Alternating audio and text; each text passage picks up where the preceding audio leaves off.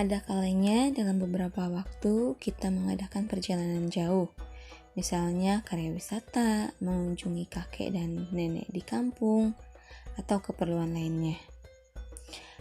Terkadang kita pun mengalami cobaan berupa sakit sampai-sampai tidak bangun. Hal itu menyebabkan kita sering menjumpai kesulitan untuk melakukan ibadah sholat. Islam adalah agama yang memberi kemudahan dan keringanan terhadap pemeluknya di dalam rutinitas ibadah kepada Allah.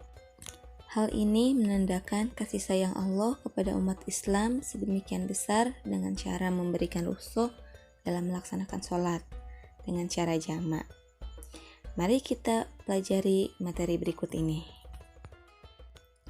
Salat jamak adalah salat yang digabungkan. Maksudnya, menggabungkan dua salat fardu yang dilaksanakan pada satu waktu. Misalnya, menggabungkan salat zuhur dan asar, dikerjakan pada waktu zuhur atau pada waktu asar. Atau menggabungkan salat maghrib dan isya, dikerjakan pada waktu maghrib atau waktu isya. Sedangkan salat subuh tetap pada waktunya, tidak boleh digabungkan dengan salat lainnya.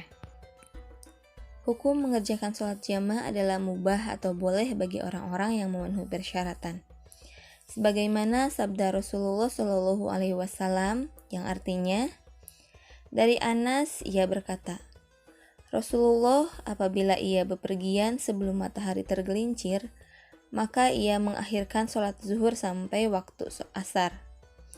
Kemudian ia berhenti lalu menjamak antara dua sholat tersebut. Tetapi apabila matahari telah tergelincir atau sudah masuk waktu zuhur sebelum ia pergi, maka ia melakukan sholat zuhur terlebih dahulu. Kemudian beliau naik kendaraan atau berangkat. Hadis riwayat Bukhari dan Muslim. Hadis ini dapat disimpulkan bahwa Rasulullah pernah menjamak sholat karena ada suatu sebab, yaitu bepergian. Hal ini menunjukkan bahwa menggabungkan dua sholat diperbolehkan dalam Islam, namun harus ada sebab tertentu. Adapun beberapa alasan yang membolehkan melaksanakan sholat jamak adalah sebagai berikut. Yang pertama, dalam perjalanan jauh minimal 81 km menurut kesepakatan sebagian besar imam mazhab. Yang kedua, perjalanan itu tidak bertujuan untuk maksiat. Yang ketiga, dalam keadaan sangat ketakutan atau khawatir, misalnya perang dan sakit. Yang keempat, hujan lebat, angin topan, dan bencana alam. Salat jamak ada dua macam, yaitu jamak takdim dan jamak takhir. Jamak takdim atau jamak yang didahulukan yaitu menjamak dua salat yang dilaksanakan pada waktu yang pertama. Misalnya menjamak salat zuhur dengan asar, dikerjakan pada waktu zuhur. Atau menjamak salat maghrib dengan isya dan dilaksanakan pada waktu maghrib. Sedangkan jamak takhir atau jamak yang diakhirkan yaitu menjamak dua salat yang dilakukan pada waktu salat yang kedua. Misalnya menjamak salat zuhur dan asyar, maka dikerjakan pada waktu asar. Atau menjamak salat maghrib dan isya, maka dilaksanakan pada waktu salat isya. Dalam melaksanakan salat jamak takdim, maka harus berniat menjamak sholat yang kedua pada waktu yang pertama.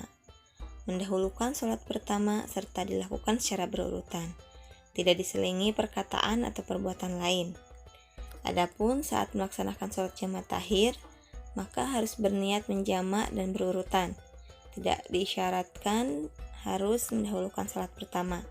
Boleh mendahulukan sholat pertama baru melaksanakan sholat kedua, ataupun sebaliknya.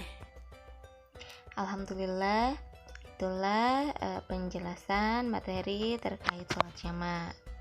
Mudah-mudahan Anda semua bisa memahaminya.